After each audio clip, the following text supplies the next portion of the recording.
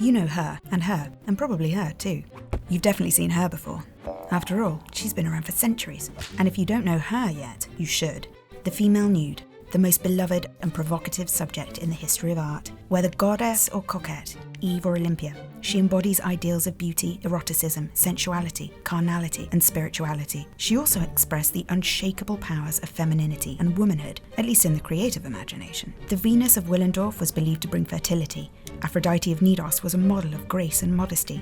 Botticelli's famous Venus was a vision of divine love. Titian's Venus of Urbino and Goya's the Lune Maja both ruffled feathers with their unapologetic sexuality, while the nudes of Ingres, Manet, Klimt and others sought to represent a certain sensuality. Fast forward to pop artist Roy Lichtenstein, dropping this bombshell into the history of art, Nude Sunbathing, one of his late masterpieces, which he painted in 1995. Nude Sunbathing was part of a series of nudes that the artist undertook shortly after his celebrated 1993 retrospective at the Guggenheim Museum.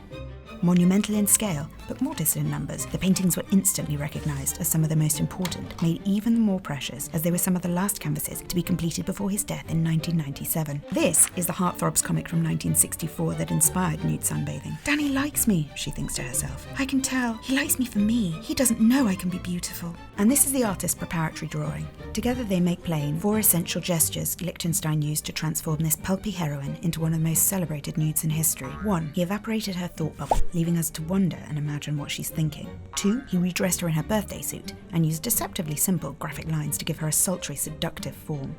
3. He opened her eyes, so she's no longer a daydreamer pining for her prince. Now she's a powerful seductress who seems to have her sights set on her prey. 4. He situated her in a vibrant, abstracted background made dazzling by his signature Ben-Day dots.